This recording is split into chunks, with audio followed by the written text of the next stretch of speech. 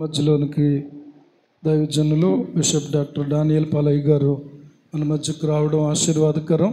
వారికి ప్రత్యేకంగా మనందరి తరపున, మా కుటుంబం తరపున ప్రత్యేకంగా వందనాలు తెలియజేస్తూ ఉన్నాను.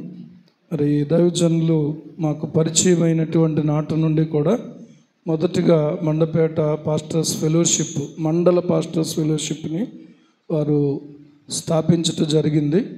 తదుపరి మరలా తిరిగి ఈ తూర్పుగోదావరి జిల్లా పాస్టర్స్ ఫెలోషిప్లో ఆయన దాన్ని రూపకల్పన చేయటం జరిగింది. తదుపరి జిల్లాలు విడిపోవడం, కొద్ది కాలం తర్వాత కోనసీమ జిల్లా ఫెలోషిప్కి అధ్యక్షులుగా వారు ఉంటూ ఈ జిల్లానంతటినీ కూడా చక్కగా దేవుని యొక్క ఆత్మచేత నడిపించబడుతూ అనేకులను బలపరుస్తూ ఉన్నటువంటి దైవ సేవకులు మరి మన మధ్యకు రావడం, ఈరోజు all India bishops and pastors fellowship కూడా స్థాపించబడడానికి మరి వారిని ప్రభువును బలపరిచి నడిపించారు. అయితే నేను చెప్పే మాట ఏంటంటే, ఆ స్థాయిలో వారితో మేము ఎలాగున్నామో ఈరోజు కూడా అలాగే ఉండడానికి ప్రభువు మాకు అనుబంధాన్ని, స్నేహాన్ని వారితో ప్రభు ఇచ్చినందుకు నేను మనసారా ప్రభువును స్తుతిస్తున్నాను. ఆ రోజు ఎలాగైతే వారు మాతో మాట్లాడుతూ వచ్చారో ఈరోజు కూడా అలాగే మాతో మాట్లాడుతూ మమ్మల్ని ప్రియులరా మాటి మాటికి కూడా మా యోగక్షేమాలు తెలుసుకోవడం, మనందరి గురించి వారు ప్రార్థించటం అనేది దేవుడు మనకిచ్చినటువంటి ఒక మంచి పాత్ర. ఆయన వారి ఆ పాత్ర ద్వారా దేవుడు ఎన్నో విషయాలు మనకు నేర్పుతూ ఉన్నారు. వారి సమయం మరి చాలా ప్రాంతాల్లో దేవుని వాక్యాన్ని ప్రకటించడానికి ఒక్కొక్కసారి నేను చూశాను.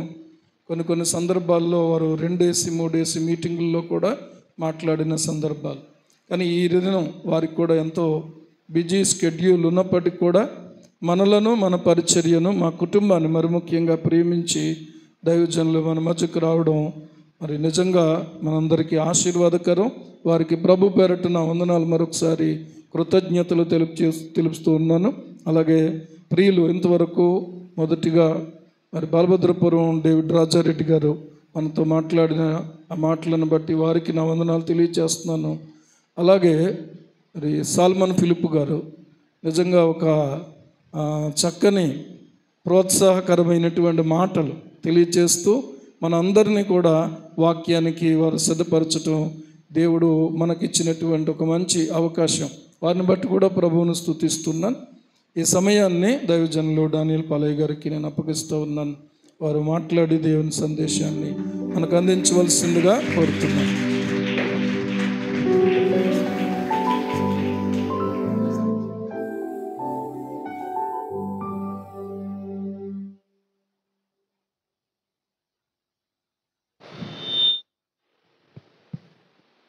దేవునికి మహిమ కలుగునుగాక. ఈ అద్భుతమైన రాత్రి మీతో కలిసి దేవుని ఆనందించడానికి, దేవుని మహిమపరచుటకు దేవుడు నాకు ఇచ్చిన ఈ మంచి సమయాన్ని బట్టి దేవుణ్ణి ఘనపరుస్తూ ఉన్నాను. మీ అందరి ఆత్మీయ నాయకులు, నాకు మంచి మిత్రులు, దైవజనులు, దేవుని కొరకు, దేవుని పని కొరకు అంకిత భావంతో పనిచేస్తూ ఒక మంచి ఆదర్శ భావాలు కలిగి ఉన్న దైవజనులు డాక్టర్ నతానియల్ రెడ్డి గారికి, అమ్మగారికి ప్రత్యేకంగా నేను వందనాలు తెలియపరుస్తూ ఉన్నాను. వారితో నాకున్న అనుబంధం చాలా ఉన్నతమైంది. అనేక సంవత్సరాలుగా ఈ ఆత్మీయ బంధాన్ని దేవుడు ఈ కుటుంబంతో నాకు ఇచ్చారు. అందుని బట్టి నేను ఎప్పుడు సంతోషిస్తాను. ఆయా సందర్భాల్లో మీ మధ్యలో నేను నిలవడానికి కూడా దేవుడు సహాయం చేస్తూ వచ్చినందుకు దేవుణ్ణి కనపరుస్తూ ఉన్నాను. ఇప్పటి వరకు చక్కటి ఆరాధన కొనసాగిస్తూ మనల్నందరినీ ఆత్మీయ లోతుకు నడిపించిన దైవజనులు డాక్టర్ సాల్మన్ ఫిలిప్ గారికి ప్రత్యేకంగా నేను వందనాలు తెలియపరుస్తున్నాను. వారి ఆరాధన, వారి గాత్రం మనల్ని అందరినీ పరలోక అనుభవంలోనికి తీసుకువెళ్తుంది. దేవుడు వారిని బలంగా వాడుకుంటూ ఉన్నారు యవన కాలంలో. వారిని బట్టి నేను దేవుణ్ణి మహిమపరుస్తూ ఉన్నాను. మరొక దైవజనుడు సోదరులు రాజారెడ్డి గారు మనతో ఉండటం చాలా సంతోషం. మంచి దైవజనులు వారు, దేవుని ఆత్మచేత నింపబడి అనేకులకు ఆశీర్వాదకరంగా ఉన్న దైవజనులు. వారిని బట్టి నేను దేవుణ్ణి మహిమపరుస్తూ ఉన్నాను.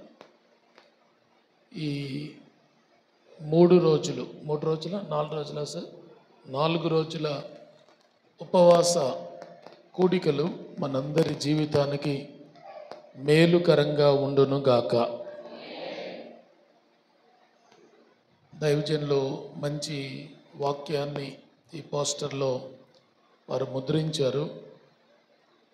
ఉపవాసముతో నెహెమ్యా ఎలా ప్రభు దగ్గర ప్రాధేయపడి పాడైపోయిన దేవుని మందిరాన్ని బాగు చేశారో, ఈరోజు మనమందరం ఈ ఉపవాస కూడికల ద్వారా మన జీవితాలలో ఉన్న లోపాలను సవరించుకోవడానికి దేవుడు మంచి సమయాన్ని మనకిచ్చారు.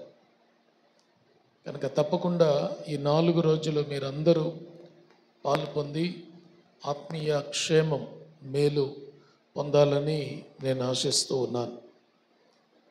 నేను గడిచిన కాలంలో వచ్చినప్పుడు ఆలయం చాలా ఇరుకుగా ఉంది. ఇప్పుడు మనం చాలా విశాలంగా ఉన్నాం. బలిపీఠం కూడా మారింది. ఎంతమంది సంతోషంగా ఉన్నారు? దైవజనుడిని బట్టి, అమ్మగారిని బట్టి, వారి కుటుంబాన్ని బట్టి సంతోషించే వాళ్ళందరూ చప్పట్లు కొట్టి దేవుని నామాన్ని గొప్ప చేయండి.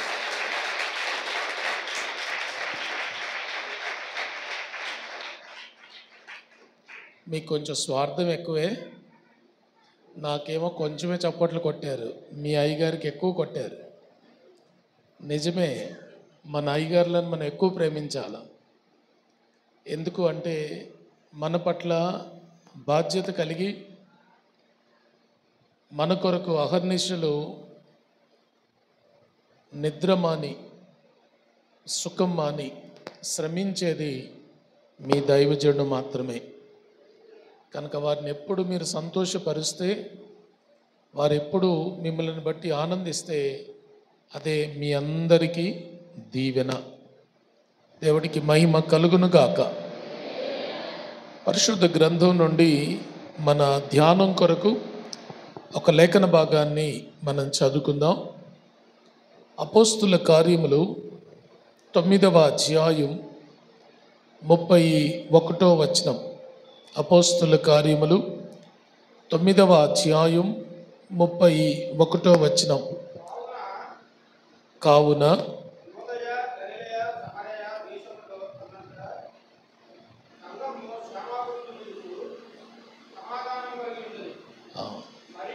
చాలు, అందరు నా వైపు చూడండి. కావున యూదయ, గలిలయ, సమరయ దేశములంతటా సంఘము క్షేమాభివృద్ధి పొందుచు సమాధానము కలిగి ఉండెను. ఇది బైబిల్ చరిత్రలో, ఆదిమ సంఘ చరిత్రలో ఒక మలుపు తిప్పిన వచనం. ఈ వచనం ముందు సంఘం వేరు, ఈ వచనం తర్వాత సంఘ విధానం వేరు. ఈరోజు మనమందరం సంఘ క్షేమాభివృద్ధిలో పాత్రులమై ఉండాలి, భాగస్వాములమై ఉండాలి. సంఘం సమాధాన స్థితిలో ఉండడానికి మనమందరం నడుము కట్టుకోవాలి. ఈ సంఘానికి నేను ఏం చేయగలను, దైవజనుడికి నేను ఎలా అండగా ఉండగలను అన్న విషయాలను మనమందరం ఎప్పటికప్పుడు బేరీజు వేసుకుంటూ ఉండాలి.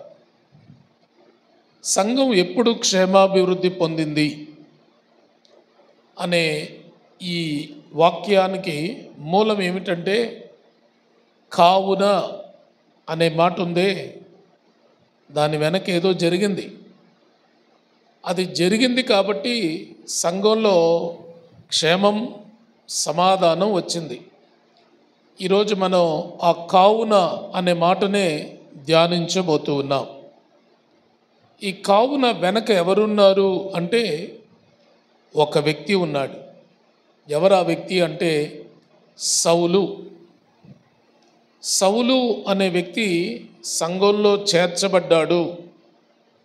సౌలు అనే వ్యక్తి సంఘ సభ్యుడయ్యాడు.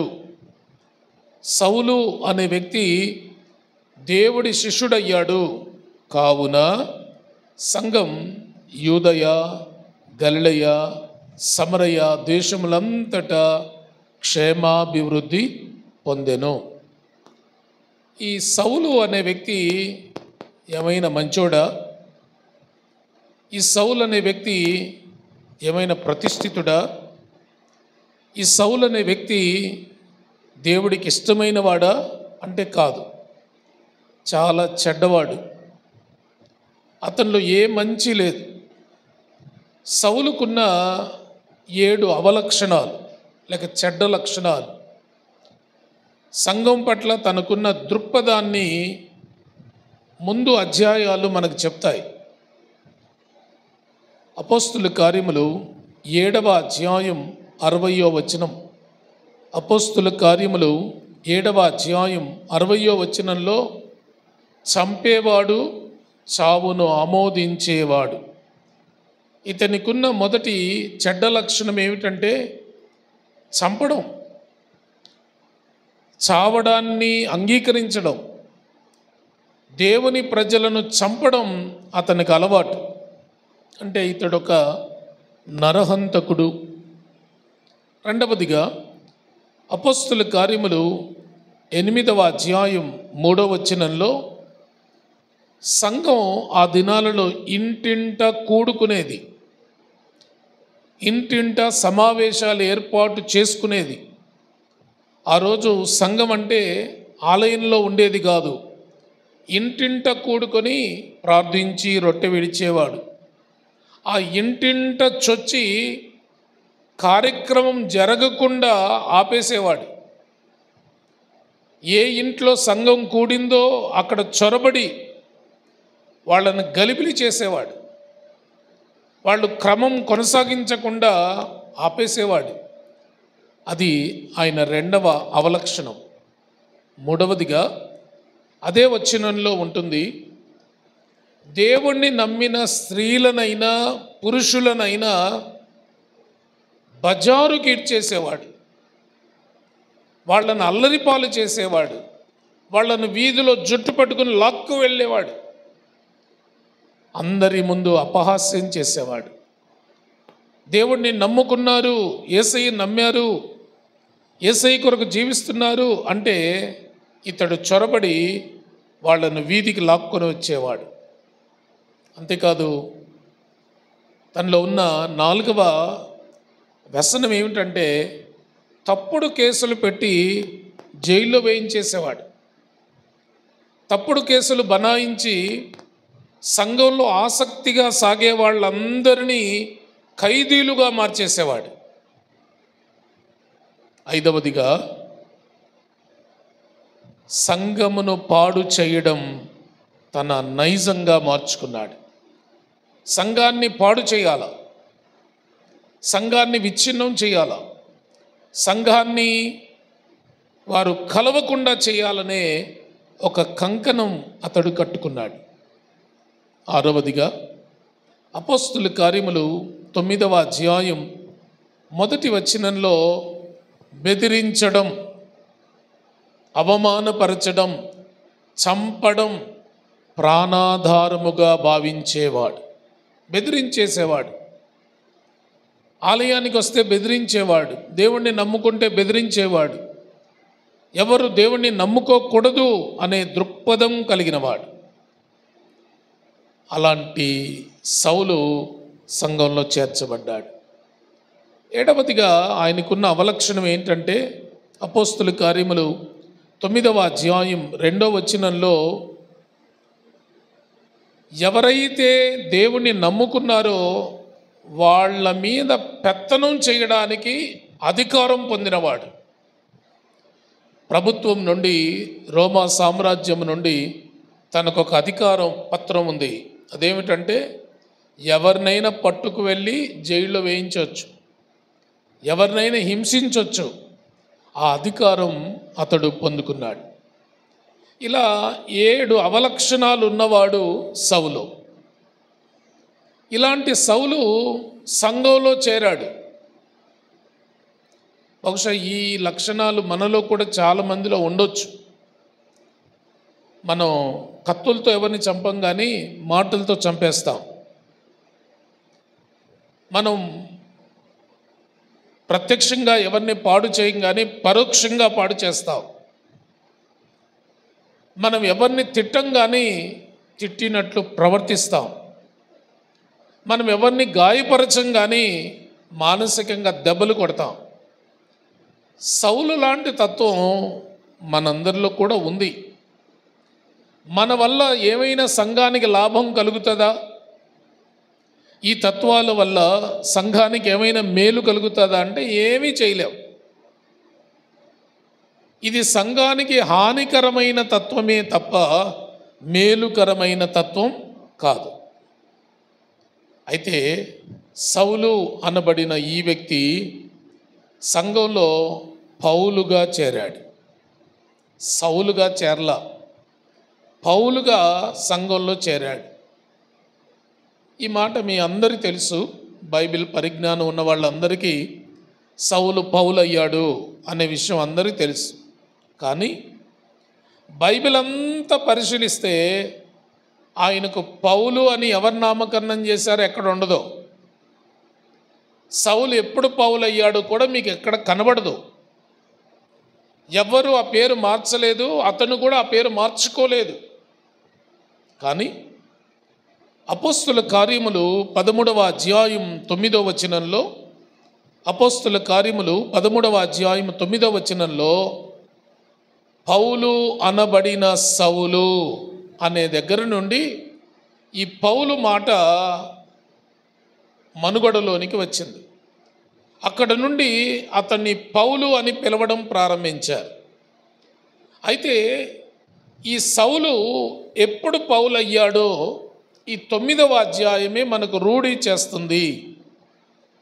సౌలు అనే మాటకు అర్థం ఏమిటంటే దేవుని చేత పిలువబడినవాడు, కోరబడినవాడు అని అర్థం.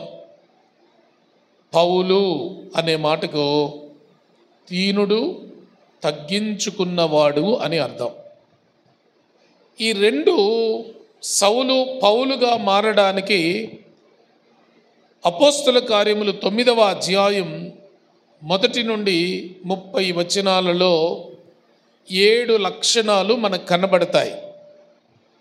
సంఘంలో చేర్చబడిన మనమందరం వచ్చాం, కూర్చున్నాం, వెళ్ళాం అన్నట్లుగా ఉంటే మనకు మేలు కాదు, మన వల్ల సంఘానికి ఉపయోగం లేదు. నీవు నేను పౌలు తత్వంలోనికి మారాల. మీరు ఎంతకాలం సౌలుగా ఉండినా మీకు మంచి జరగదు, మీ వల్ల సంఘానికి మేలు కలగదు.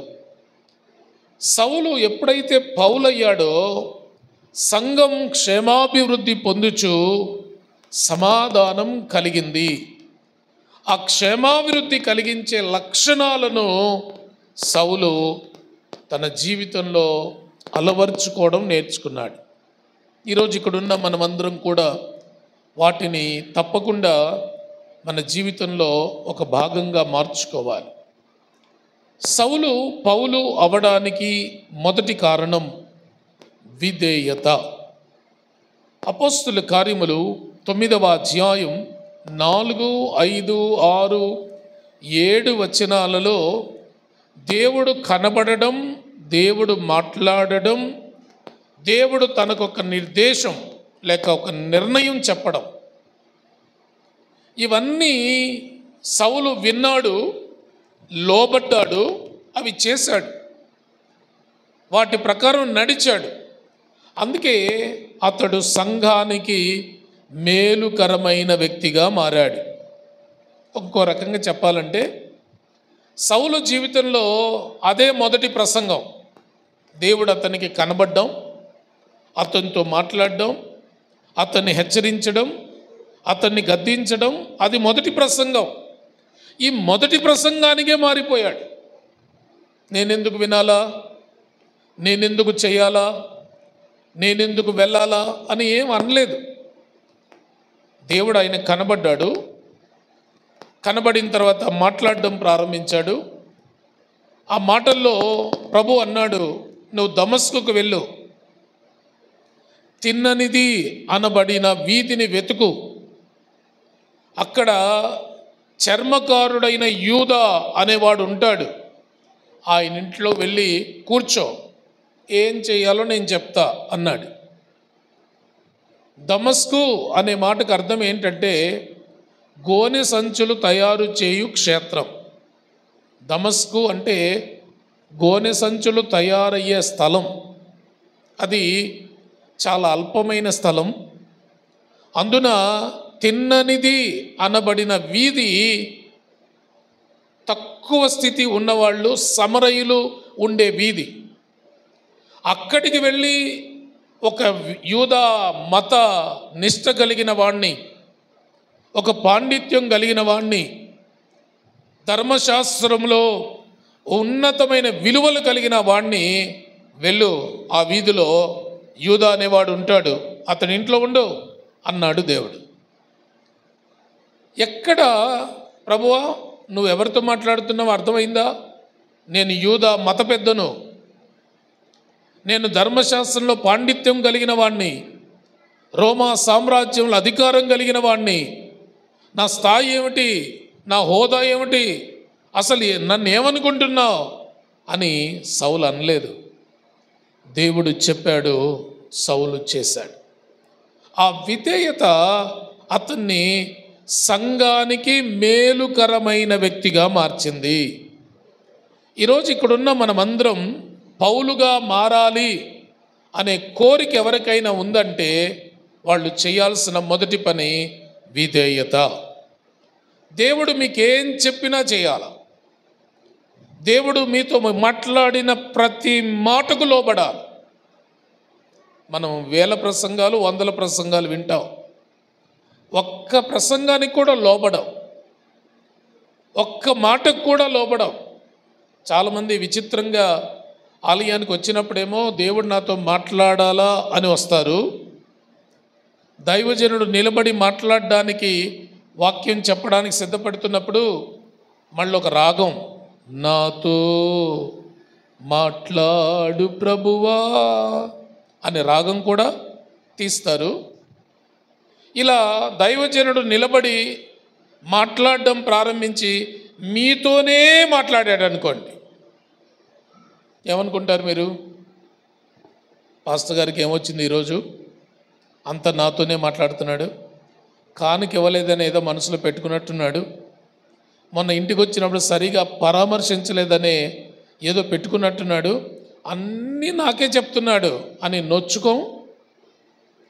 నువ్వు వచ్చిందేమో వినడానికి, ప్రార్థన చేసిందేమో మాట్లాడమని, రాగం తీసిందేమో నాతో మాట్లాడమని, కానీ దైవజనుడు మాట్లాడితే మాత్రం నువ్వు వినవు.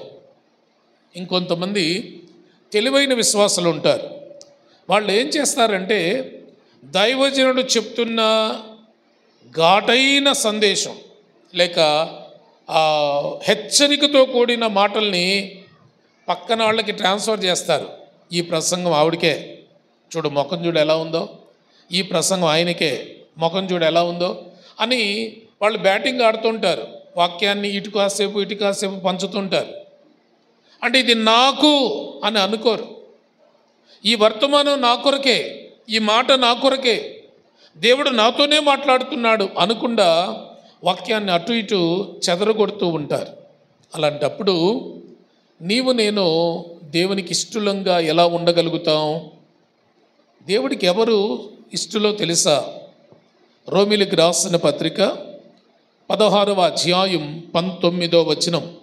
రోమీలకు రాసిన పత్రిక 16వ అధ్యాయం 19వ వచనం. మీ విధేయత అందరికీ ప్రచురమై ఉన్నది గనుక మిమ్మల్ని గురించి మిగిల సంతోషం. మీరు విధేయులు కాబట్టి నాకు సంతోషం. మీ విధేయత నేను చూస్తున్నాను కాబట్టి మీ విషయంలో నాకు సంతోషం కలుగుతుంది అని దేవుడు చెప్పాడు. కనుక దేవుడికి ఎప్పుడు సంతోషం? నీవు నేను లోబడినప్పుడు. ప్రభువా మీరు చెప్పండి, నేను లోబడతాను. ప్రభువా మీరు చెప్పండి, నేను అది చేస్తాను. మీరు ఏం చెప్పినా అది నేను కొనసాగిస్తాను అన్నప్పుడు మనలను గురించి దేవుడు సంతోషిస్తాడు. కనుక విధేయత నేర్చుకోవాలి, విధేయులంగా ఉండడం నేర్చుకోవాలి. ఈ ప్రసంగం నాకే, ఈ వర్తమానం నాదే, లేక ఈ హెచ్చరిక నా కొరకే, ఈ గద్దింపు నా కొరకే అని మనం ఎప్పుడైతే దాన్ని తీసుకుంటామో ఆయన సంతోషిస్తాడు. అంతేకాదు, విధేయత చూపితే మనము రక్షించబడతాము కూడా. హెబ్రీయులకు రాసిన పత్రిక 5వ అధ్యాయం 10వ వచనం.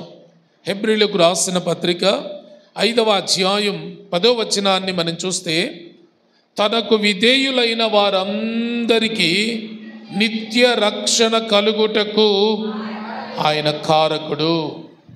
రక్షణ ఎవరికి? విధేయత చూపిన వాళ్ళకే.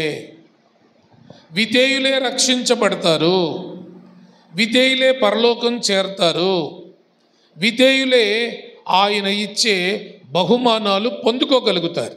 మన విధేయత చూపకపోతే రక్షణకు మనం ఎవరం అర్హులము కాదు. అంతేకాదు, అపోస్తుల కార్యములు 5వ అధ్యాయం 32వ వచనం. అపోస్తుల కార్యములు 5వ అధ్యాయం 32వ వచనాన్ని మనం చూస్తే, తనకు విధేయులైన వారందరికీ ఆత్మను దేవుడు అనుగ్రహిస్తాడు.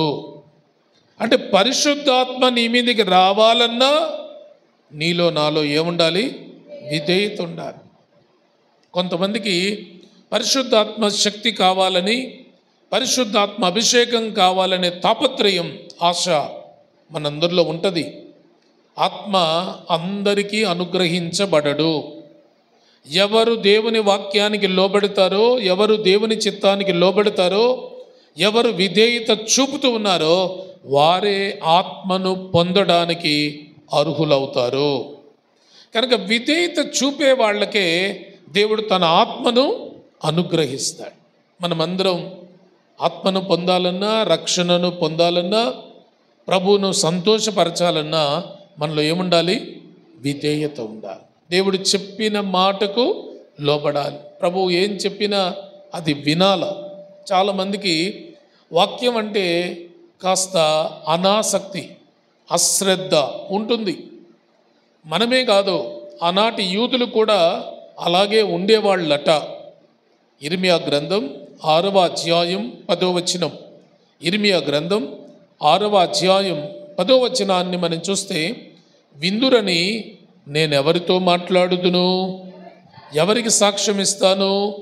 వారు వినుటకు తమ మనస్సును సిద్ధపరుచుకున్నవారు కాదు. దేవుని వాక్యమందు మాకు సంతోషం లేదు. మీరు ఏదైనా స్టోరీ చెప్పండి సార్, వింటాం. ఏదైనా సీరియల్ చెప్పండి సార్, వింటాం. వాళ్ళింటి కథ, వీళ్ళింటి కథ చెప్పండి సార్, వింటాం. వాక్యం అంటే మాకు ఇష్టం లేదండి, సంతోషం కలగడం లేదు అన్నారట. అందుకు దేవుడు ఏమన్నాడు తెలుసా? నేను మాట్లాడుతున్నా మీరు వినడం లేదు కాబట్టి, నేను చెప్తున్నా మీరు ఆలకించడం లేదు కాబట్టి, నేను పిలిచినా మీరు పలకడం లేదు కాబట్టి మీకు కష్టాలు వస్తే నేను పలకను అన్నాడు. మీకు శోధన వస్తే నేను చొరవ తీసుకోను అన్నాడు. సామెతల గ్రంథం 1వ అధ్యాయం 25, 26 వచనాలు. సామెతల గ్రంథం 1వ అధ్యాయం 25, 26 వచనాల్లో, నేను చెప్పిన బోధ ఏమియో మీరు వెనక త్రోసివేసితిరి, నేను గద్దింపగా లోబడకపోతిరి, కాబట్టి మీకు అపాయం కలుగునప్పుడు నేను నవ్వెదను, మీకు భయం వచ్చినప్పుడు నేను అపహాస్యం చేసేదను. ఏమండి, అపాయం వచ్చినప్పుడు ఆయన చొరవ తీసుకొని రక్షించాలి. రక్షించాల్సిన దేవుడు నవ్వుతూ ఉంటాడట. మనం భయకంపితులమైనప్పుడు నా బిడ్డ నేనున్నాను అనాలా. అప్పుడు ఆయన పరిహాసం చేస్తాడట. బాగొచ్చిందా భయం? బాగా వస్తుందా నీకు భయం? బాగా పడుతున్నావా దెబ్బలు? అంతే, అలాగే ఉంటుంది అని పరిహాసం చేస్తాడట. దేవుడు రక్షించకుండా పరిహాసం చేస్తూ అలా నిలబడిపోతే మన గతి ఏమైపోద్ది? మనం ఏమైపోతాం? దానికి కారణం ఏంటంటే విధేయత లేకపోవడం. నీవు నేను విధేయత చూపితేనే మన జీవితాలు యోగ్యమైనవిగా మార్చబడతాయి. అదే ధన్యత. లూకా సువార్త 11వ అధ్యాయం 27-28 వచనాలలో ఒక స్త్రీ లేచి నిలబడి యేసయ్యను చూచి, అయ్యా, నిన్ను కన్న తల్లెవరో, నువ్వు పుట్టిన గోత్రమేదో, నువ్వు పుట్టిన స్థలమేదో, ఆ వంశమేదో ధన్యములు అని అంటే యేసయ్య అన్నాడు, అవును కానీ మాట విని దాని చొప్పున చేయు ప్రతివాడు మరీ ధన్యుడు. నన్ను కన్న మరియమ్మ కంటే ఎవరు ధన్యులు అంటే నా మాట గైకొన్నవాళ్ళు. నేను పుట్టిన యెరూషలేము కంటే ఎవరు ధన్యులు అంటే నా మాట గైకొన్నవాళ్ళు. నేను పుట్టిన యూదా గోత్రము కంటే ఎవరు ధన్యులు అంటే నా మాట విని గైకొన్నవాళ్ళు. కనుక దేవుని మాట వింటే మనం ధన్యతలోనికి వెళ్ళిపోతాం, మనం ధన్యులుగా మారిపోతాం. అందుకే దేవుని మాట ఎప్పుడు వినినా దానికి మనల్ని మనం అర్పించుకోవాలి, సమర్పించుకోవాలి, ఆ వాక్యానికి లోబడిపోవాలి. ప్రభువా, నిజమే, నేను సరిగా లేను అని జీవితాన్ని సవరించుకోవాలి.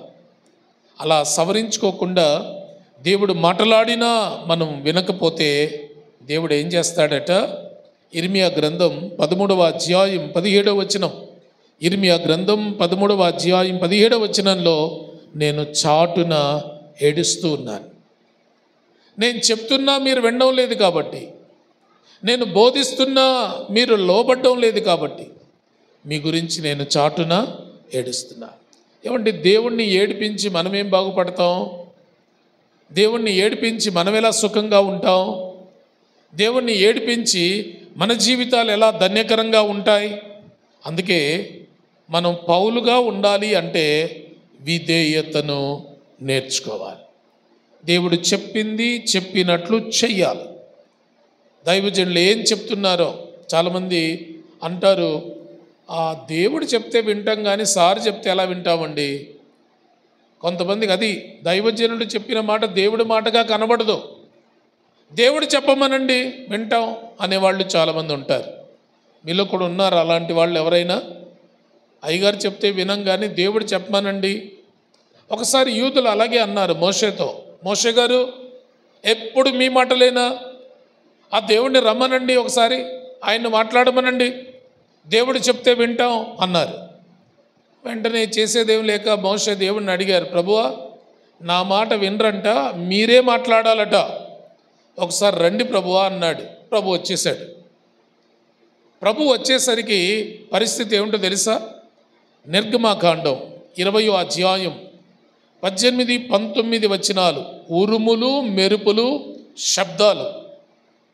ఆ ఉరుములు మెరుపులు శబ్దాలను చూచి గుండెలు బాదుకొని కేకలు వేసి మోషేతో అన్నారు, సార్ మీరు మాట్లాడండి, మేము వింటాం, ఆయన మాట్లాడితే చచ్చిపోయేలాగున్నాం, ఆయన వెళ్ళిపోమనండి అన్నారు.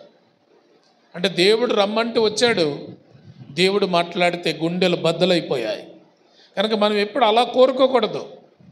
దైవజనుడు మాట్లాడే ప్రతి మాట దేవుడి మాట. దేవుడు దైవజనుడి ద్వారా మనతో మాట్లాడుతున్నాడు. మనం ఎప్పుడు ఆ భావన నుండి వేరు వైపు వెళ్ళిపోకూడదు. దేవుడి మాటే దైవజనుడి మాట. దేవుడే రావాలి అంటే కనుక నువ్వు బ్రతకవు, ఆయన మాట్లాడితే మనం ఎవరం ఉండవు. కాబట్టి దేవుడు మాట్లాడిన దైవజనుడి ద్వారా చెప్పిన ప్రతి మాటకు లోబడితే నువ్వు సౌలు తత్వంలో నుండి పౌలు తత్వంలోనికి రూపాంతరం చెందుతావు. రెండవదిగా సౌలు ఎప్పుడు పౌలు అయ్యాడు అంటే మొదటిగా లోబడినప్పుడు. రెండవదిగా అపోస్తుల కార్యములు 9వ అధ్యాయం 9వ వచనం. అపోస్తుల కార్యములు 9వ అధ్యాయం 9వ వచనం. 3 రాత్రింబగళ్ళు అన్నపానములు లేక పడి ఉండెను. ఇది ఉపవాస ప్రార్థన. ఎన్ని రోజులు? 3 రోజులు. ఇప్పుడు మనకి ఎన్ని రోజులు ఉపవాసం? 4 రోజులు. ఎంతమంది ఉపవాసం ఉన్నారు? ఉపవాసం ఉన్న వాళ్ళు చేయొద్దండి. మా అమ్మాయి, తర్వాత ఒక తల్లి, అమ్మగారు, అంతే, నలుగురే. ఇంకో మాట చెప్పమంటారా? ఉపవాసం చెయ్యలేని వాళ్ళెవరు పరలోకం చేరరు. ఇదేంటి అయ్యగారు, ఉపవాసానికి పరలోకానికి లింక్ ఏమిటి అంటే అది కూడా చెప్దాం. ఉపవాసం చెయ్యలేకపోతే మన శరీరాన్ని మనం లోపరుచుకోలేం. శరీరాన్ని మనం లోపరుచుకోకపోతే భక్తిని మనం చేయలేం. ఈరోజు మన ఆత్మీయతకు ప్రథమ శత్రువు సాతాను కాదు, నీ శరీరమే. మనం భక్తిగా ఉండకుండా, భక్తిని కొనసాగించకుండా మనల్ని నిరోధించే ప్రథమ శత్రువు ఈ శరీరం. ఇప్పుడు ఒకవేళ నేను ప్రసంగం చేస్తున్నాను అనుకోండి, మీలో 2 తత్వాలు ఉంటాయి. ఒకటి ఆత్మ, రెండవది శరీరం. ఆత్మ ఆసక్తిగా వింటది, ఇంకేం చెప్తారు అయ్యగారు, ఇంకేం చెప్తారు అని.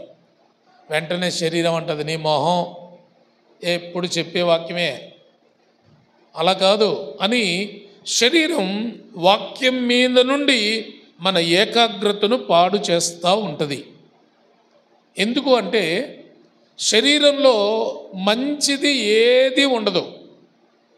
పౌలు చెప్పిన మాటలే ఒకసారి చదువుదాం. రోమిలికి రాసిన పత్రిక 7వ అధ్యాయం 18వ వచనం. నా శరీరమందు మంచిది ఏది నివసించదని నేను ఎరుగుదును, మేలైనది చేయవలన్న కోరిక నాకున్నది కానీ దాన్ని చేయడం నా వల్ల అవడం లేదు. ఎందుకని? ఈ శరీరంలో మంచి లేదు కనుక ఈ శరీరంలో ఉన్న మనం మంచి చేయాలనుకుంటున్నాం కానీ చేయలేకపోతున్నాము. పౌలు మంచిగా ఉండాలనుకుంటున్నాడట, మంచిగా జీవించాలనుకున్నాడట, కానీ అలా చేయడం అతనికి అవ్వలేదంట. ఈ శరీరం బలహీనమైంది, ఇది మంచిది కాదు. కాబట్టి వాక్యాన్ని బాగా చదివేవాడట, ధర్మశాస్త్రాన్ని బాగా నింపుకునేవాడట, గుండెల నిండా వాక్యం పెట్టుకునేవాడట. కానీ శరీరం ఏం చేసేదట?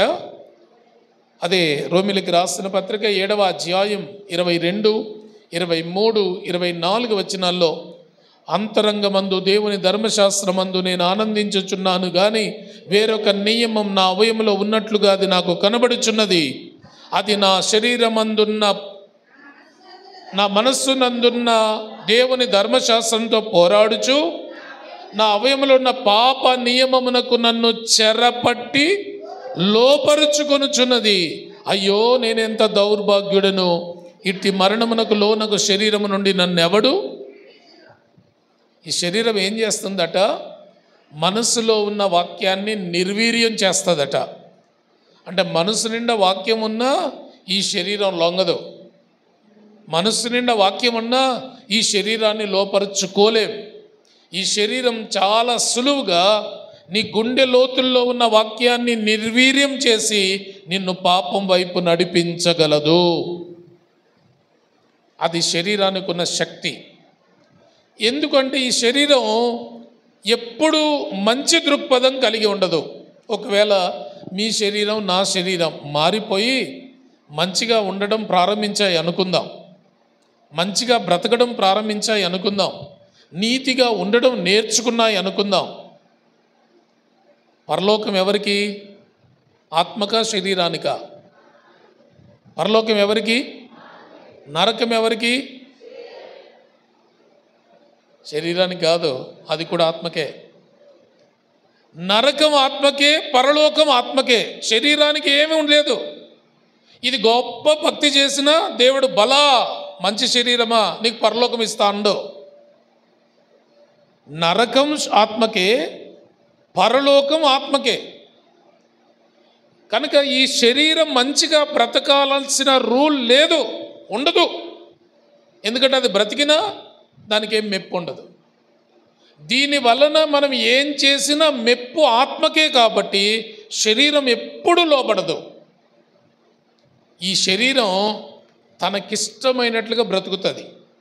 వాక్యం ఏం చెప్పింది అంటే ప్రసంగి 12వ అధ్యాయం 7వ వచనం. ప్రసంగి 12వ అధ్యాయం 7వ వచనం. మన్నైనది వెనుకటి వలనే మరలా భూమికి చేరును, ఆత్మ దాన్ని దయచేసిన దేవుని యొద్దకు మరలా వెళ్ళను. మన్నైనది ఏమిటి? ఆదికాండం 2వ అధ్యాయం 7వ వచనం. ఆదికాండం 2వ అధ్యాయం 7వ వచనం. నేల మట్టితో దేవుడి నరుణ్ణి నిర్మించి వాడి నాసికా రంధ్రములలో జీవవాయువును ఊదాడు. అంటే ఈ శరీరం అంతా మట్టి కాబట్టి మన్నైనది మళ్ళీ మట్టిలోకి వెళ్ళిపోతుంది. కనుక ఇది పుణ్యం చేసినా మంచిగా బ్రతికినా దీనికి బహుమానాలు లేవు. కాబట్టి ఇది ఎప్పుడు చెడే చేస్తుంది. ఈ చెడిపోయిన ఈ శరీరాన్ని, అవలక్షణాలతో నిండిన ఈ శరీరాన్ని, పాప ఇచ్చలతో నిండిన ఈ శరీరాన్ని మన కంట్రోల్లోకి తెచ్చుకోవాలి, మన స్వాధీనంలోనికి తెచ్చుకోవాలి, మన చెప్పు చేతిలో ఉండాలంటే దానికి ఒకటే సూత్రం, ఉపవాసము. ఈ ఉపవాసం ద్వారా ఈ శరీరాన్ని బలహీనం పరిచి మన ఆత్మను బలపరుచుకోవాలి.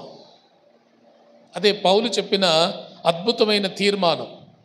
కొరింథీయులకు రాసిన 2వ పత్రిక 4వ అధ్యాయం 16వ వచనం.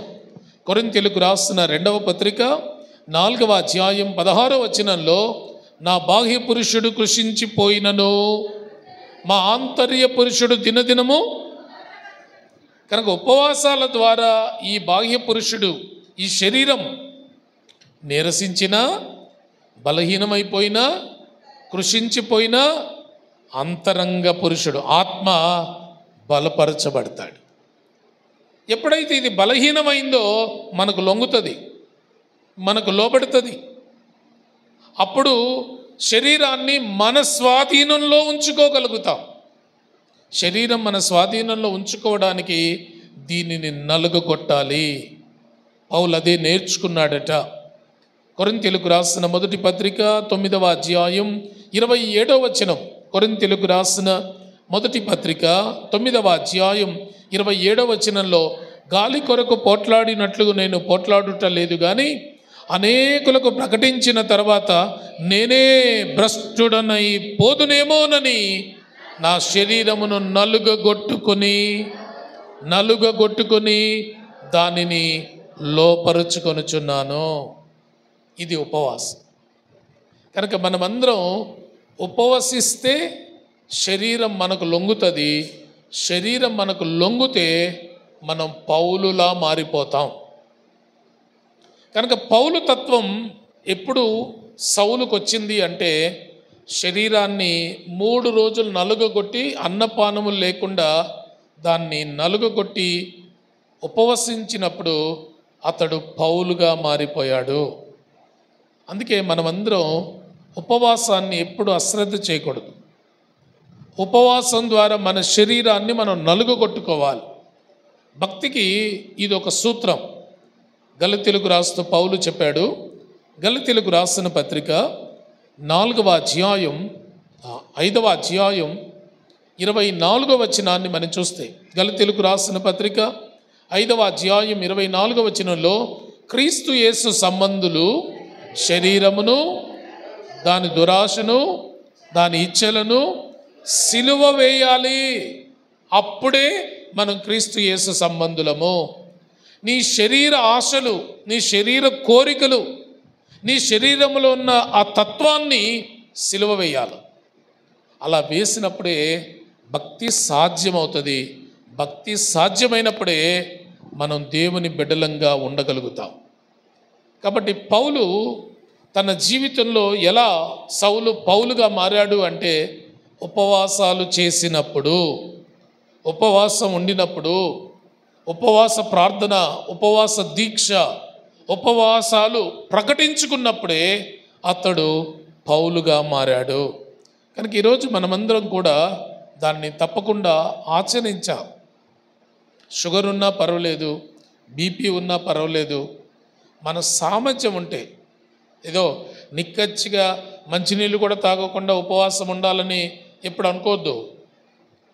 ముందు మీరు భోజనం మానేసి టిఫిన్తో ప్రారంభించండి ఉపవాసం. ఒక పూట ఉపవాసం ప్రారంభించండి. తర్వాత నీళ్లు, టీలు, మజ్జిగలు తాగి ఉపవాసం ఉండండి. తర్వాత ఒకరోజు ఉండండి. అలా సాధన చేయండి. సాధన చేసి సంపూర్ణతలోనికి రండి. సాతాను ఎప్పుడు ఇలాంటి బోధలు చేసినప్పుడు అంటారు, అవునవును నువ్వు ఉపవాసం ఉండాలా, నీళ్ళు తాగొద్దు, మంచినీళ్ళు తాగొద్దు, మజ్జిగ తాగొద్దు, టీ తాగొద్దు, ఏమి తాగొద్దు, అలా ఉండిపో అంటాడు. 4వ రోజు హాస్పిటల్లో ఉంటాం. కాబట్టి అలా ఎప్పుడు సాతానికి అవకాశం ఇవ్వకండి. ఉపవాసం ఇలా ఉండాలి అని బైబిల్ ఎక్కడ చెప్పలా. ఉపవాసం అనేది నిర్దిష్టంగా ఇలా ఉండాలి, ఈ టైంలో ఉండాలి అని ఎక్కడ నియమాలు లేవు. మన శరీరం ఎలా లోపరుచుకోవాలో అది తెలుసుకోవడమే ఉపవాసం. దాన్ని ఎలా లోపరుచుకోగలం, దాన్ని ఎలా మన కంట్రోల్లో ఉంచుకోగలం, దాన్ని ఎలా మన స్వాధీనంలో ఉంచుకోవాలో అలా ఉపవాసం అంటే సరిపోద్ది. ఒక పూట ప్రారంభించండి, 2 పూటలు ప్రారంభించండి, లేక సాలిడ్ తినడం మానేయండి, లిక్విడ్స్ తీసుకోండి. అలా ఉపవాసాన్ని సాధన చేసి అలా అలవాటు అయిన తర్వాత అప్పుడు సంపూర్ణ ఉపవాసంలోనికి వెళ్ళండి. అలా కాకపోతే చాలా సమస్యలు మన జీవితంలో వస్తాయి. కనుక ఏది ఏమైనా భక్తి జీవితంలో ఉపవాసం ఒక భాగమై ఉండాలా. ఉపవాసం చేయడం మనమందరం నేర్చుకోవాలి. 3వదిగా సౌలు పౌలు అవ్వడానికి 3వ కారణం అపోస్తుల కార్యములు 9వ అధ్యాయం 11వ వచనం చివరి మాట. అపోస్తుల కార్యములు 9వ అధ్యాయం 11వ వచనం చివరి మాట ప్రార్థించుట. ప్రార్థించుట. మొదటిగా దేవుడి మాటకు లోబడుట, 2వదిగా ఉపవసించుట, 3వదిగా ప్రార్థించుట. మీలో ఎంతమంది ప్రార్థన పరులు ఉన్నారు? నేను ప్రార్థిస్తాను అన్న వాళ్ళు ఎంతమంది చేయొద్దండి? రోజు ప్రార్థించేవాళ్ళు. చాలా సంతోషం, చాలామంది ప్రార్థిస్తూ ఉన్నారు. ప్రార్థన లేకపోతే భక్తి కొనసాగించబడదు. అయితే అన్ని ప్రార్థనలు ప్రార్థన లెక్కలోకి రావు. అన్ని ప్రార్థనలు ప్రార్థన లెక్కలో వేయబడవు. ఒకటి భోజనం ముందు చేసే ప్రార్థన.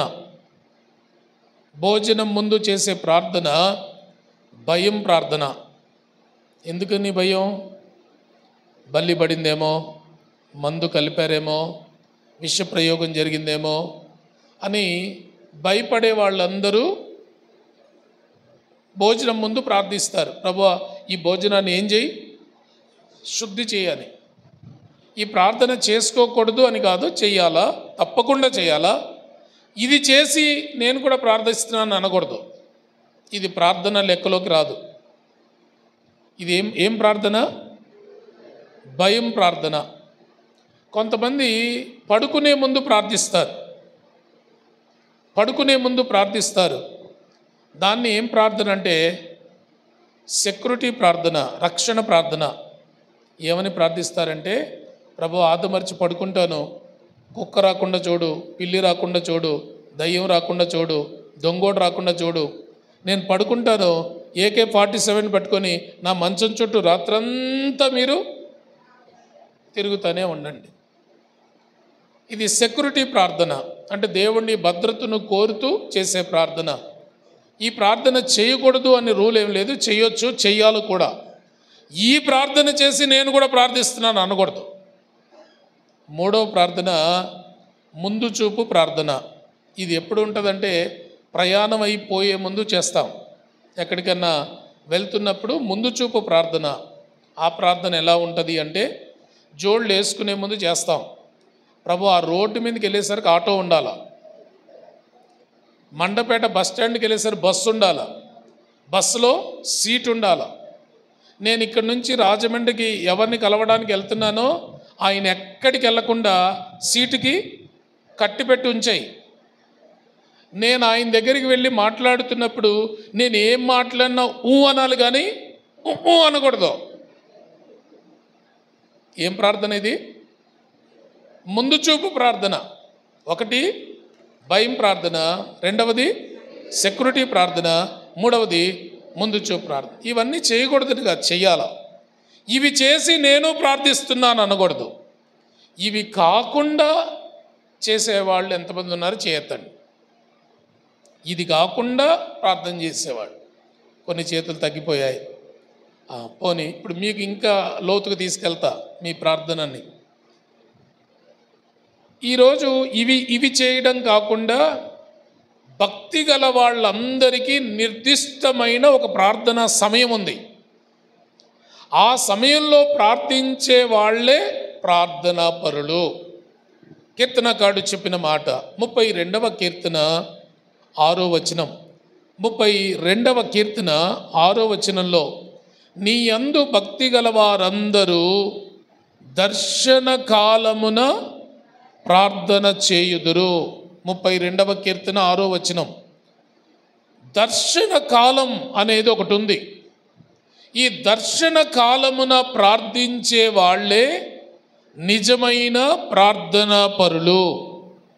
ఈ దర్శన కాలం ఎప్పుడు అంటే బైబిల్ పండితులు నిర్దేశించిన సమయం 4వ జాము. మనకు పగలు 4 జాములు, రాత్రి 4 జాములు. ఉదయం 6 నుండి 9 గంటల వరకు మొదటి జాము, ఉదయం 9 నుండి 12 గంటల వరకు 2వ జాము, 12 నుండి 3 గంటల వరకు 3వ జాము, 3 నుండి సాయంకాలం 6 గంటల వరకు 4వ జాము. జాము అంటే 3 గంటలు. అలాగే సాయంకాలం 6 నుండి రాత్రి 9 గంటల వరకు రాత్రి మొదటి జాము, రాత్రి 9 నుండి మధ్యరాత్రి 12 గంటల వరకు రాత్రి 2వ జాము, రాత్రి 12 నుండి తెల్లవారుజామున 3 గంటల వరకు రాత్రి 3వ జాము, తెల్లవారుజామున 3 నుండి ఉదయం 6 గంటల వరకు రాత్రి 4వ జాము. అంటే పగలు కానివ్వండి, రాత్రి కానివ్వండి, 4వ జాము అనేది ప్రార్థనా సమయం. ఎందుకు చెప్పారు బైబిల్ పండితులు అంటే, మత్తయి సువార్త 14వ అధ్యాయం 25వ వచనం. మత్తయి సువార్త 14వ అధ్యాయం 25వ వచనంలో, శిష్యుల నావ తుఫానులో చిక్కుబడినప్పుడు యేసుక్రీస్తు ప్రభువారు 4వ జాముననే వాళ్ళను దర్శించాడు. 4వ జామున ప్రభు వాళ్ళ దగ్గరికి వచ్చాడు అని ఈ 4వ జామును దర్శన కాలము అని అన్నారు. అంతేకాదు, అపోస్తుల కార్యములు 10వ అధ్యాయం 3వ వచనం. అపోస్తుల కార్యములు 10వ అధ్యాయం 3వ వచనంలో, కొర్నేలిని దేవుడి దూత దర్శించింది పగలు 3 గంటల సమయంలో. 3 గంటల సమయంలో దేవుని దూత కొర్నేలిని దర్శించింది. కాబట్టి 4వ జాము అంటే 3 నుండి 6 గంటల వరకు ప్రార్థించాలా, ప్రార్థనా సమయం.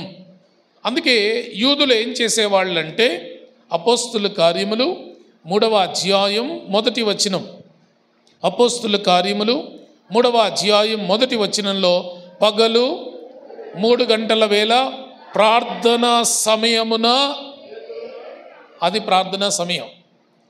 3 గంటల నుండి 6 గంటల వరకు, మధ్యాహ్నం 3 నుండి సాయంకాలం 6 గంటల వరకు అయినా, తెల్లవారుజామున 3 నుండి ఉదయం 6 లోపల ప్రార్థించే వాళ్ళు ఎంతమంది ఉన్నారో వాళ్ళే ప్రార్థనా పరులు. ఇప్పుడు చెప్పండి, అలాంటి వాళ్ళు చేయొద్దండి.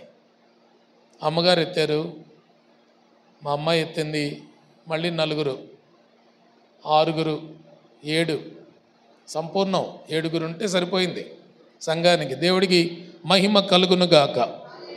మరి మిగతా వాళ్ళందరూ మేము ప్రార్థన పరులు అనుకున్నారు ఇంతవరకు. అన్నం దగ్గర ప్రార్థన, పడుకునే ముందు ప్రార్థన, ప్రయాణాల ముందు చేసే ప్రార్థనలు, ఇవన్నీ ప్రార్థనలే కానీ అవి ప్రార్థనా పరులుగా నిన్ను చూపించవు. ఈ దర్శన కాలమున ప్రార్థించే ప్రార్థనలకు పరలోకమిచ్చే విలువ ఎలాంటిదో తెలుసా? ప్రకటన గ్రంథం 8వ అధ్యాయం మొదటి 3 వచనాలు. ప్రకటన గ్రంథం 8వ అధ్యాయం మొదటి 3 వచనాల్లో, పరలోకములో ఇంచుమించు అరగంట సేపు నిశ్శబ్దమైంది. పరవాసుడైన యోహాను అది చూస్తున్నాడు. అక్కడ ఏం జరుగుతుందంటే, బూరలు పట్టుకున్న దూతలందరూ మౌనమైపోయారు. మరొక దూత సువర్ణ ధూపార్తిలో పరిశుద్ధుల ప్రార్థనలు తీసుకుని వచ్చి దేవుని ముందుంచబడిన బలిపీఠం మీద వాటిని ప్రోక్షిస్తూ ఉన్నాడు. అప్పుడు దేవుడు వింటూ ఉన్నాడు. అంటే ప్రార్థనకి ఎంత విలువ ఉంటుందో. మనం ప్రార్థన సమయంలో ప్రార్థిస్తే దూతలు నీ ప్రార్థనలు కలెక్ట్ చేసి ఆయన బలిపీఠం దగ్గర కుమ్మరిస్తారు. అప్పుడు నీ ప్రార్థన పరలోకం చేరినప్పుడు పరలోకం నిశ్శబ్దమై నీ ప్రార్థన ఆలకిస్తుంది. కనుక ప్రార్థనకు పరలోకం ఇచ్చే ఆధిక్యత లాంటిది. కాబట్టి మనమందరం ప్రార్థన నేర్చుకోవాలి. సౌలు ఎప్పుడు పౌలు అయ్యాడంటే ప్రార్థించినప్పుడు. అననీయ అనే భక్తుడు దేవుడితో అన్నాడు, ప్రభువా, ఆ సౌలు దగ్గరికి నన్ను పంపించొద్దు, అతడు మంచోడు కాదు, సంఘాన్ని పాడు చేసినవాడు, యెరూషలేం అంతా పాడు చేశాడు, ఇప్పుడు దమస్కుకు వచ్చాడు, దమస్కు కూడా పాడు చేస్తాడు, అతడు మంచోడు కాదు ప్రభువా అంటే దేవుడు అన్నాడు, అననీయ, మళ్ళీ ఆయన ప్రార్థిస్తున్నాడు, నేనేం చేయమంటావు? అతడు ప్రార్థన పడైపోయాడు. 3 రోజుల నుంచి ఏకగ్రీవంగా ప్రార్థిస్తున్నాడు. వెళ్ళు, అతన్ని బాగు చేయి అని దేవుడు చెప్పాడు. దేవుడు ప్రార్థించే వాళ్ళని గౌరవిస్తాడు. ప్రార్థించే వాళ్ళ పక్షంగా దేవుడు కార్యం చేస్తాడు. కనుక సౌలు ఎప్పుడు పౌలు అయ్యాడంటే అతడు ప్రార్థించటం ప్రారంభించినప్పుడు. ఈరోజు మన జీవితంలో ప్రార్థన ఎప్పుడు విస్మరించకూడదు. ప్రార్థన ఎప్పుడు మన జీవితంలో ఒక భాగమై ఉండాలి. మీరు చాలాసార్లు వింటారు, ప్రార్థన పరిస్థితుల్ని మారుస్తుంది. ఏం పరిస్థితులు మారుస్తుంది? ప్రార్థన ఏ పరిస్థితులు మారుస్తుంది? ప్రార్థన వల్ల 7 ఫలితాలు ఉంటాయి. చూద్దామా? ఇర్మియా గ్రంథం. నేను ఈ 3 అంశాలతోనే ముగిస్తా, మీరేం కంగారు పడకండి. అయ్యగారు చెప్పిన టైం అయిపోయింది కాబట్టి ఈ 3వ అంశం, ఈ ప్రార్థన సంబంధించిన 7 విషయాలు చెప్పి నా మాటలు ముగిస్తా. 31వ అధ్యాయం, ఇర్మియా గ్రంథం 31వ అధ్యాయం 9 నుండి 14 వచనాలు వరకు ఉన్న ఈ పారాగ్రాఫ్ ప్రార్థన వలన కలిగే ఫలితాలు, ప్రార్థన వల్ల కలిగే లాభాలు. అక్కడ దేవుడు అన్నాడు, నా ప్రజలు, ఇర్మియా గ్రంథం 31వ అధ్యాయం 9వ వచనం, వారు కన్నీటితో నన్ను ప్రార్థిస్తే మొదటిగా నేను వారిని నడిపిస్తాను. 9వ వచనంలో దేవుడు నడిపిస్తాడు. ప్రార్థించే వాళ్ళందరూ తొట్టిల్లకుండా, జారిపోకుండా, పడిపోకుండా దేవుడు వాళ్ళను నడిపిస్తాడు. రెండవదిగా 10వ వచనాన్ని మనం చూస్తే, ఒక గొర్రెల కాపరి తన మందను కాచినట్లు నేను వారిని కాపాడుతాను. ప్రార్థిస్తే దేవుడు నిన్ను, నీ కుటుంబాన్ని కాపాడుతాడు, నిన్ను, నీ పిల్లలను కాపాడుతాడు, నిన్ను, నీ వ్యాపారాన్ని కాపాడుతాడు. మూడవదిగా 11వ వచనాన్ని మనం చూస్తే, ఇర్మియా గ్రంథం 31వ అధ్యాయం 11వ వచనంలో విడిపిస్తాడు, విమోచిస్తాడు. నీకంటే బలమైన శత్రువు చేతిలో నుండి, నీకంటే బలమైన వ్యక్తుల సాధనంలో నుండి, వారి సామర్థ్యంలో నుండి నిన్ను విడిపిస్తాడు, విమోచిస్తాడు. ప్రార్థించే వాళ్ళు విడిపించబడతారు.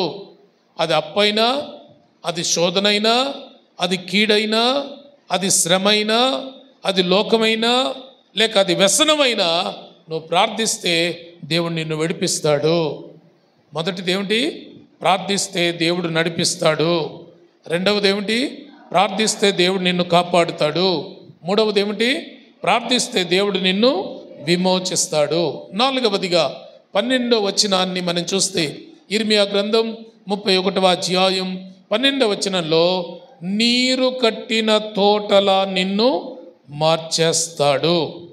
ప్రార్థించే వాళ్ళు నీరు కట్టే తోటలా మారిపోతారు. సస్యశ్యామలంగా మారిపోతావు, పచ్చని చెట్టులా మారిపోతావు, ఫలభరితమైన చెట్టులా నువ్వు మారిపోతావు. చాలామంది అంటారు కదా, నిత్య కళ్యాణం పచ్చతోరణంలా ఉండాలా జీవితం అని. పచ్చతోరణం అంటే ఏమిటి? పచ్చకామెరలు వచ్చిన వ్యక్తులు ఉన్నట్లు ఉండడమా? కాదు. నువ్వు నీరు కట్టిన తోటలా చక్కగా కొమ్మలు వేస్తూ, చిగురు పెడుతూ, ఫలభరితంగా ఉండాలని. అలా ఉండాలి అంటే ప్రార్థించాలి. ప్రార్థించే వాళ్లను నీరు కట్టిన తోటలా దేవుడు మార్చేస్తాడు. ఐదవదిగా 13వ వచనాన్ని మనం చూస్తే ఇర్మియా గ్రంథం 31వ అధ్యాయం 13వ వచనంలో ప్రార్థించిన వాళ్ళకి ఆదరణ దేవుడిస్తాడు, ఓదార్పును దేవుడిస్తాడు, వాళ్ళ కన్నీరు తుడుస్తాడు, వాళ్ళ ఒంటరితనాన్ని తీసివేస్తాడు, వాళ్ళ వేదనను తీసివేస్తాడు. దేవుడే వారిని ఆదరిస్తాడు. కనుక నిన్ను నన్ను దేవుడు ఎప్పుడు ఆదరిస్తాడంటే ప్రార్థన ద్వారానే. అందుకే ప్రార్థనలో మనం ఏడిస్తే చాలా రిలీఫ్ వచ్చేస్తుంది, చాలా ఓదార్పు వచ్చేస్తుంది, చాలా ఆదరించబడతాం, చాలా కన్నీరు తుడవబడుతుంది, ధైర్యం వచ్చేస్తుంది. కనుక ప్రార్థించే వాళ్ళని దేవుడు ఓదారుస్తాడు. ఆరవదిగా 13వ వచనంలోనే తర్వాత భాగంలో ఆనందం, సంతోషం. ప్రార్థిస్తే గంతులేసి నాట్యం చేసే అంత ఆనందం దేవుడిస్తాడట. మనం ప్రార్థిస్తే మన హృదయం ఉల్లసిస్తుందట, మనం ఉప్పొంగుతామంట, మనకు తెలియకుండానే ఆరాధిస్తామంట, మనకు తెలియకుండానే డ్యాన్స్ చేస్తామంట, నాట్యం ఆడతామంట. ప్రార్థన అలా చేస్తుంది. చాలాసార్లు ఆరాధిస్తున్నప్పుడు నోరు తెరవండి, కేకలు వేయండి, చేతులు ఎత్తండి, చప్పట్లు కొట్టండి అని ఎవరో చెప్పాలా, చెప్తేనే అప్పుడు మనం ఆరాధనలో వెళ్తాం. కానీ నువ్వు ప్రార్థన పరుడవైతే, నువ్వు ప్రార్థన పరురాలవైతే దేవుడు చెప్పశక్యము కాని ఆనందం నీలో పెడతాడు, ఊహించని సంతోషం నీలో పెడతాడు.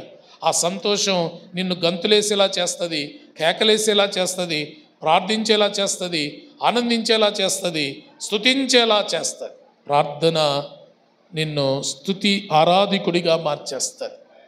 ఏడవదిగా చివరిదిగా అక్కడే ఉంది ఇర్మియా గ్రంథం 31వ అధ్యాయం 14వ వచనంలో సంతృప్తి దేవుడిస్తాడు. ఎవరు ప్రార్థిస్తారో వాళ్ళ కోరిక తీర్చి వాళ్ళకు తృప్తినిస్తాడు దేవుడు. నీ కోరిక ఏదై ఉన్నా నువ్వు ప్రార్థన పడవైతే తృప్తి దేవుడు నీకు ఇస్తాడు. నీకేం కావాలో, ఏమిస్తే నువ్వు తృప్తిగా ఉంటావో, ఏమిస్తే నీకు ఆనందం కలుగుతుందో, ఏమిస్తే నీ మనస్సంతృప్తి కలుగుతుందో ఆ తృప్తిని, సంతృప్తిని దేవుడిస్తాడు. కనుక ప్రార్థన పరిస్థితులను మారుస్తుందంటే అదే. ప్రార్థన ద్వారా దేవుడి నడిపింపు, ప్రార్థన ద్వారా దేవుడి కాపుదల, ప్రార్థన ద్వారా దేవుడి విడుదల, ప్రార్థన ద్వారా నీరు కట్టిన తోట, ప్రార్థన ద్వారా ఆదరణ, ప్రార్థన ద్వారా సంతోషం, ప్రార్థన ద్వారా సంతృప్తి. కనుక ప్రార్థించడం నేర్చుకుంటే పరిస్థితులన్నీ మారిపోతాయి. సౌలు ఎప్పుడు పౌలు అయ్యాడంటే ప్రార్థించడం నేర్చుకున్నప్పుడు. ఆ యూదా ఇంటిలో, ఆ తిన్ననిది అనబడిన ఆ వీధిలో, ఆ యూదా ఇంటిలో కూర్చొని ఆయన చేసిన పని ఏమిటంటే ప్రార్థన, ప్రార్థన, ప్రార్థన. అందుకే అతడు సౌలు తత్వంలో నుండి పౌలు తత్వంలోనికి మార్చబడ్డాడు. ఈరోజు ఎంతమంది సంఘానికి మేలుకరమైన వ్యక్తులుగా ఉండాలనుకున్నారో వాళ్ళందరూ పౌలు తత్వంలోనికి రావాలి. సౌలు తత్వంలో నుండి పౌలు తత్వంలోనికి. పౌలు తత్వంలో 3 విషయాలను మాత్రమే నేను చెప్పాను. ఒకటి విధేయత, రెండవది ఉపవాసము, మూడవది ప్రార్థన. ఈ 3 మనలో ఉన్నాయా? ఈ 3 మనం చేయగలుగుతున్నామా? ఈ 3 అనుభవాల్లో మనం ఉన్నామో లేదో ఒకసారి బేరీజు వేసుకుందామా? అందరూ లేచి నిలబడదాం, జీవితాన్ని పరీక్షించుకుందాం, ప్రభు దగ్గర పశ్చాత్తాపడి ప్రభువుని అడుగుదాం. ప్రభువా, సంఘానికి క్షేమకరమైన వ్యక్తినిగా నన్ను, నా కుటుంబాన్ని చేయవా? సంఘ సమాధానం స్థితిలో ఉండడానికి నన్ను ఒక పాత్రగా వాడుకోవా? ఆదిమ సంఘానికి మేలుకరమైన పౌలును ఎలా మీరు ఉంచారో అలా నన్ను ఉంచరా? నాలో ఇంకా సౌలు కనబడుతున్నాడు. సౌలు లాంటి క్రూరత్వం, సౌలు లాంటి వ్యతిరేకతత్వం, సౌలు లాంటి చెడ్డ గుణాలు నాలో ఉన్నాయి. ప్రభువా, నన్ను మార్చవా? నా స్థితిని మార్చవా? నా బ్రతుకును మార్చేవా? నన్ను పౌలుగా మార్చి వాడుకోవా అని కోరుకుందామా? అందరూ కళ్ళు మూస్తూ ప్రభు వైపు దృష్టి నిలిపి ప్రార్థించడానికి ప్రయత్నం చేద్దామా?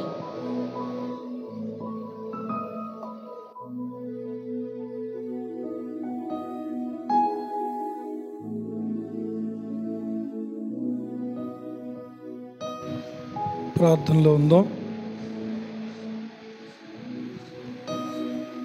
దైవ సేవకులు ఇంతవరకు ఇచ్చినటువంటి సందేశాన్ని మన హృదయంలో నెమరు వేసుకుందాం. ఈ సమయంలో మనందరం కూడా ప్రార్థనలో ప్రభు యొక్క పాదాలను మనం పట్టుకుందాం. వేరే వైపుకు చూడొద్దు, వేరే ఆలోచనలు చేయొద్దు. సౌలు పౌలుగా మారకపోతే సంఘానికి క్షేమాభివృద్ధి లేదు.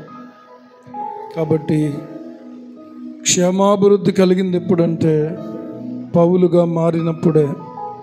సౌలుగా ఉన్నప్పుడు ఏ రీతిగా ఉన్నాడో ఆ లక్షణాలు మనలో ఉండిపోయినాయని పరిశుద్ధాత్మదేవుడు మనతో మాట్లాడుతున్నాడు. ఆలోచన చేసుకుందాం, తొందరపడద్దు. ఈ సమయంలో దైవజనులు సాల్మన్ ఫిలిప్ గారు మనల్ని కొద్దిసేపు ప్రార్థనలు నడిపిస్తారు. పరిశీలించుకుంటూ ప్రార్థనలో గడుపుదాం.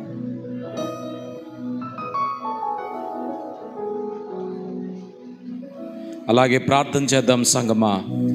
దేవుడి రాత్రికాల సమయంలో తన దాసుల ద్వారా ఎంతో సూటిగా స్పష్టంగా నీతో మాట్లాడి ఉన్నాడు. అందరూ రెండు చేతులు జోడించుదామండి. అందరూ రెండు చేతులు జోడించుదాం. ప్రభువా, స్వరాలు తెరవండి. ప్రభువా, వినబడివ్వండి. ప్రభువా, చెప్పు తమ్ముడు. ప్రభువా, ఈ రాత్రి సౌలులాగా నేను ఉండకూడదయ్యా. నా సంఘములో పౌలులాగా నేను మారిపోవాలి ప్రభువా. నా సంఘములో పౌలు లాంటి తండ్రి దీవెనకరమైన విశ్వాసిగా నేను ఉండాలి ప్రభువా. సమాజంలో సౌలులాగా నేను ఉండకూడదు ప్రభువా.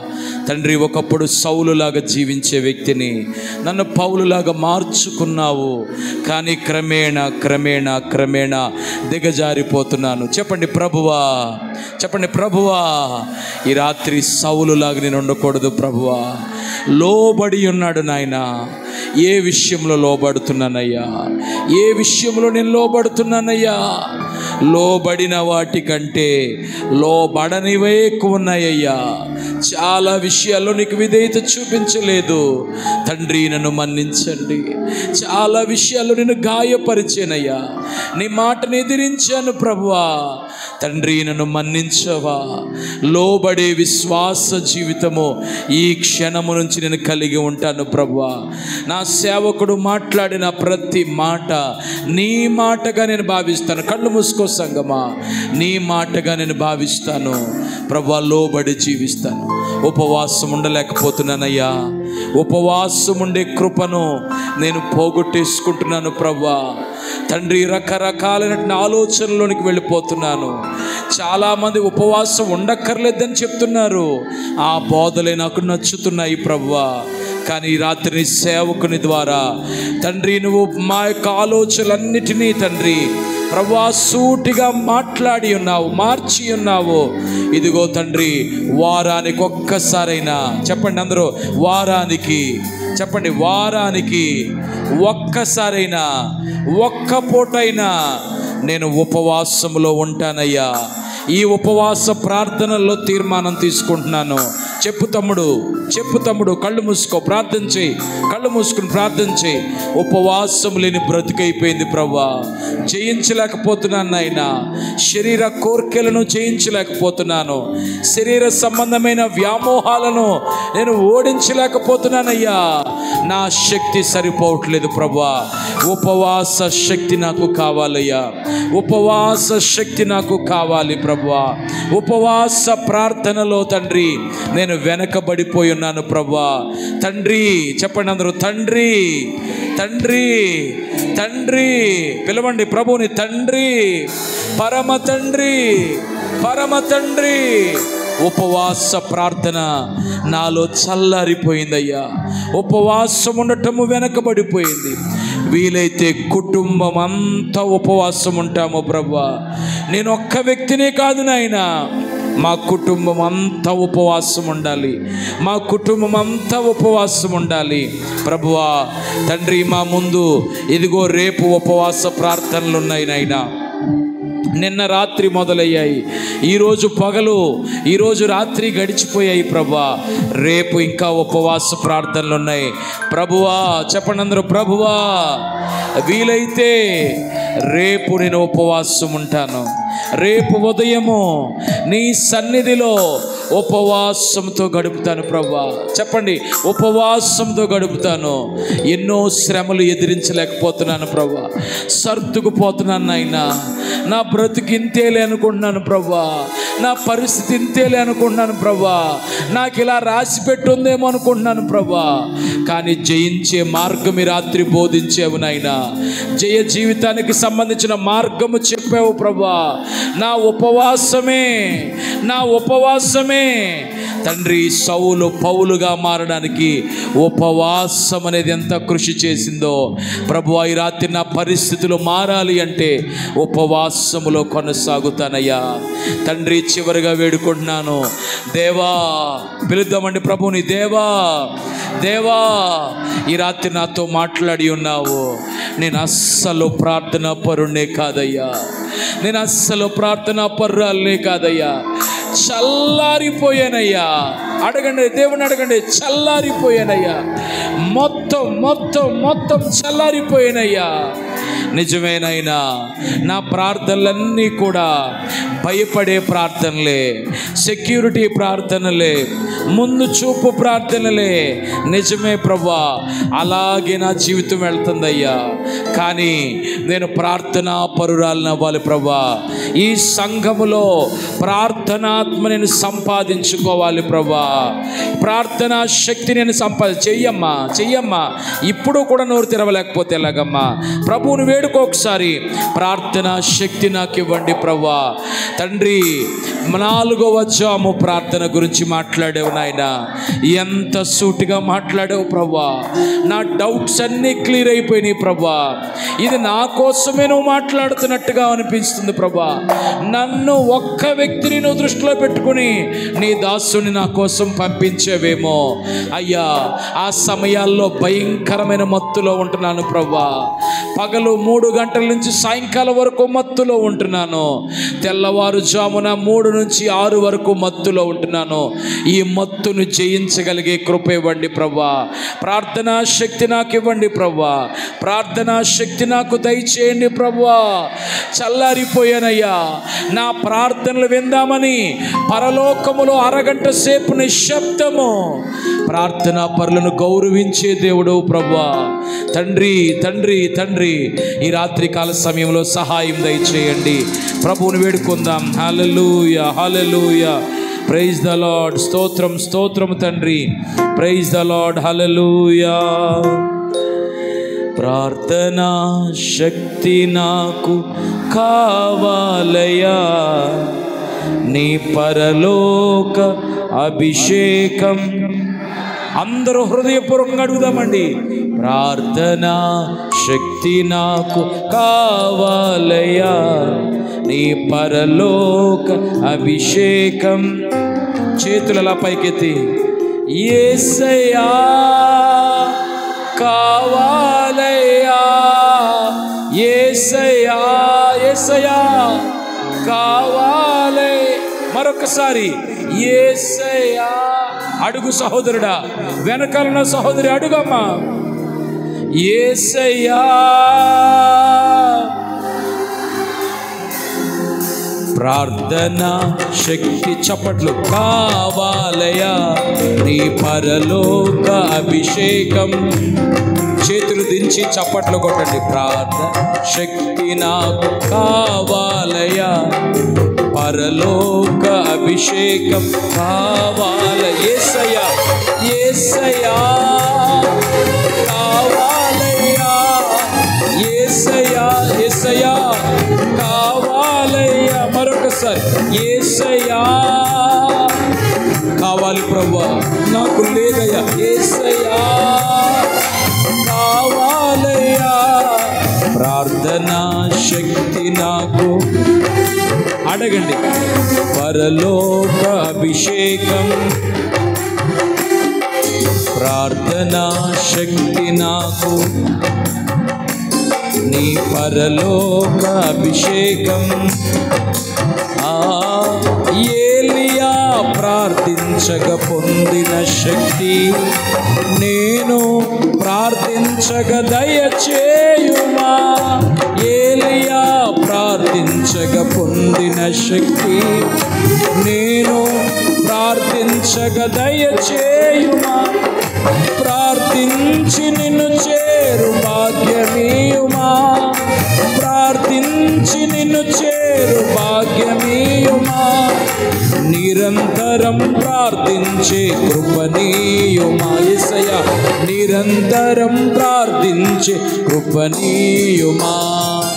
ప్రార్థనా శక్తి, ప్రార్థనా శక్తి, ప్రార్థనా శక్తి, ప్రార్థనా శక్తి, ప్రార్థనా శక్తి. అందరూ ప్రార్థనా శక్తి. యేసయ్యా ప్రార్థనా శక్తి, ప్రార్థనా శక్తి, ప్రార్థనా శక్తి నాకు కావాలయ్యా. పరలోక అభిషేకం కావాలయ్యా. ప్రార్థనా శక్తి నాకు, పరలోక అభిషేకం. సింహాల గుహలోని దానియేలు శక్తి ఈ లోకంలో నాకు కావాలయ్యా. సింహాల గుహలోని దానియేలు శక్తి ఈ లోకంలో నాకు కావాలయ్యా. నీతో నడిచే వరమీయుమా, నీతో నడిచే వరమీయుమా, నీ సిలువను మోసే కృపనీయుమా, సిలువను మోసే కృపనీయు. చప్పట్లు కొడుతూ ప్రార్థనా శక్తి, ప్రార్థనా శక్తి, ప్రార్థనా శక్తి, ప్రార్థనా శక్తి. అందరూ ప్రార్థనా శక్తి, ప్రార్థనా శక్తి, ప్రార్థనా శక్తి, ప్రార్థనా శక్తి, ప్రార్థనా శక్తి, ప్రార్థనా శక్తి. యేసయ్య ప్రార్థనా శక్తి, ప్రార్థనా శక్తి, ప్రార్థన. అందరూ కిందన్నవారు ప్రార్థన, కూర్చున్నవారు, నిల్చున్నవారు, నోటిలోంచి మాట ప్రార్థనా శక్తి, ప్రార్థనా శక్తి, ప్రార్థనా శక్తి నాకు కావాలయ్యా. పరలోక అభిషేకం పాడండి. ప్రార్థనా శక్తి నాకు కావాలయ్యా. పరలోక అభిషేకం కావాలయ్యా. యేసయ్యా కావాలయ్యా. ఆమేన్. కావాలయ్యా యేసయ్యా. యేసయ్యా కావాలయ్యా. అడుగు. యేసయ్యా కావాలయ్యా. ప్రార్థనా శక్తి, ప్రార్థనా శక్తి, ప్రార్థనా శక్తి, ప్రార్థనా శక్తి, ప్రార్థనా శక్తి. ఈ రోజు నుండి ప్రార్థనా శక్తి నాలో గొప్ప శక్తి. ప్రార్థనా శక్తి, ప్రార్థనా శక్తి, ప్రార్థనా శక్తి, ప్రార్థనా శక్తి, ప్రార్థనా శక్తి, ప్రార్థన. ఈ రోజు నుంచి ప్రతి విషయాన్ని గురించి ప్రార్థిస్తాను. ప్రార్థనా శక్తి, ప్రార్థనా శక్తి, ప్రార్థన. పరలోకం నుండి దిగి వచ్చే శక్తి. ప్రార్థనా శక్తి, ప్రార్థనా శక్తి, ప్రార్థనా శక్తి, ప్రార్థనా శక్తి, ప్రార్థనా శక్తి నాకు కావాలయ్యా. కావాలి ప్రభువా. సరైన ప్రార్థన లేనివాడు నీకు ఇష్టడు కాదని చెప్పావు. వాడు పరలోకమే చేరడని చెప్పావు. అయ్యో అయ్యో ఎంత సమయం దాటబెట్టుకున్నాను. అయ్యో ఎంత దూరం అయిపోయి ఉన్నాను ప్రభువా. ఈ రోదన ధ్వని రోజు నాలోంచి వినబడాలయ్యా. ఈ అంగలార్పు రోజు నాలోంచి వినబడాలి ప్రభువా. ఈ పశ్చాత్తాపము నాలో రోజు కలగాలి. ఈ ఒక్క రాత్రి కాదు ప్రభువా. తండ్రి, రేపు ఉదయమే 4వ జామనగా 3 గంటల నుంచి 6 గంటల సమయం లోపల నీ దర్శన కాలములో నేను ప్రార్థిస్తానయ్యా. తీర్మానం తీసుకుందామా? నేను ప్రార్థిస్తాను ప్రభా. నేను ఉపవాసం ఉంటానయ్యా. నేను లోబడతానయ్యా. దేవుడు తన సేవకుల ద్వారా మాట్లాడిన మాటలన్నిటికీ విధేయత చూపించుదామండి. ప్రతి విషయం గురించి దేవుని దగ్గర మనము లోబడవలసినదే సహోదరుడా. నీవు ఆయనకు విరోధంగా ఉండి ఏం చేయగలుగుతావు? ఆయనకు నువ్వు విరోధంగా ఉండి ఏం సాధించగలుగుతావు? ప్రభు సన్నిధిలో మనల్ని దేవుడు బ్రతిమలాడుతున్నాడు. తన వాక్యం ద్వారా మనల్ని ఆదరించి ఉన్నాడు. ఇదిగో ప్రార్థనలో ఎంత మేలులు నేను దేవుడు నడిపిస్తాడట. ప్రభువా, ప్రార్థించడం ద్వారా నేను నడిపించబడాలి ప్రభువా. నా సొంత చిత్తం చేసేసుకుని అది నీ చిత్తం అంటున్నాను ప్రభువా. ప్రార్థన ద్వారా నీ ఆలోచన ఇచ్చి నన్ను నడిపించండి ప్రభువా. కాపాడుతామని చెప్పావు ప్రభువా, కాపాడబడతాము. ప్రార్థనే మమ్మల్ని కాపాడుతుంది తండ్రి. ప్రభువా, విడిపిస్తానని చెప్పావు నాయనా, విడిపించండి నాయనా. నీరు కట్టిన తోటలా మారుస్తానన్నావు తండ్రి. ఆ అనుభవం మాకు లేదయ్యా. ఆదరించబడతాము, ఓదార్చబడతామన్నావయ్యా. ఆ ఆదరణ ఎక్కడెక్కడో వెళ్ళి వెతుక్కుంటున్నామయ్యా. మా ప్రార్థనలోనే దాచావు. గంతులేసి కేకలు వేసి నాట్యం చేసి ఆనందిస్తారని చెప్పావయ్యా. ప్రభువా, మాకు అనుభవం ప్రార్థనా జీవితంలో దయచేయండి అయ్యా. సంతృప్తినిస్తానన్నావు ప్రభువా, సంతృప్తిని దయచేయండి. ప్రార్థన చేసుకుందాం. ప్రభువా, నీకు వందనాలు. ఈ రాత్రి దాసుని నిలబెట్టుకుని ముఖాంతరములో నుండి నువ్వు మాట్లాడి ఉన్నావు. Lord, that is just your word to the church. ప్రభువా, ఈ సంఘమునకు నువ్విచ్చిన మాటది. ఈ మాటను ఈ రాత్రి మేము పట్టుకొందుముగాక. ఈ రాత్రి మాట ద్వారా మేము మా జీవితాల్లో నూతన నిర్ణయములు తీసుకొందుముగాక.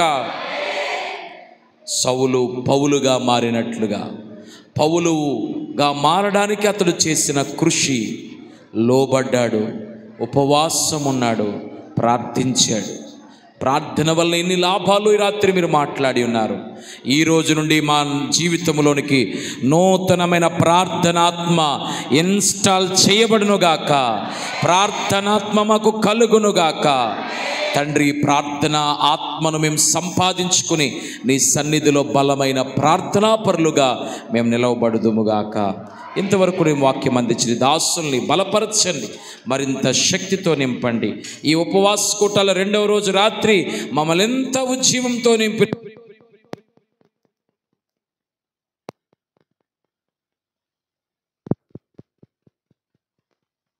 అడిగి వేడుకొనుచున్నాము పరమ తండ్రి. ఆమేన్, ఆమేన్, ఆమేన్. దైవజనులు సల్మాన్ ఫిలిప్ గారికి మన కుటుంబం తరపున, సంఘం తరపున ప్రత్యేకమైన వందనాలు తెలియజేస్తూ ఉన్నాను.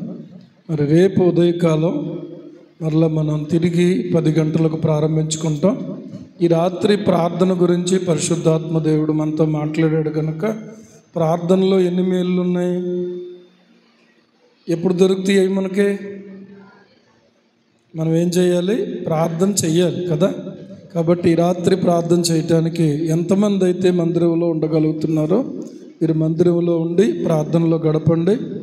ఈ రాత్రి ఆ ప్రార్థనలో ఉన్న మేలు స్వతంత్రించుకొని ఉదయాన్న మేలుకొని మళ్ళీ స్తుతి కూడికను జరిగించుకుంటాం. జాన్లీ గారు మీతో పాటు ఉంటారు, వారు ఈ యొక్క స్తుతి కూడికను జరిగిస్తారు కనుక దయతో మీరందరూ కూడా ఎంతసేపు ప్రార్థన చేసుకోగలిగితే అంతసేపు ప్రార్థన చేసుకోండి. ఒకవేళ మీకు నిద్ర వస్తే కాసేపు పడుకోండి, మళ్ళీ తిరిగి మళ్ళీ లేచి మళ్ళీ ప్రార్థన చేసుకోండి. దేవునికి స్తోత్రం, హల్లెలూయా. మనం ఏం చేయాలి? పౌలుగా మనం మారితేనే సంఘానికి క్షేమాభివృద్ధి కలిగించగలుగుతాం.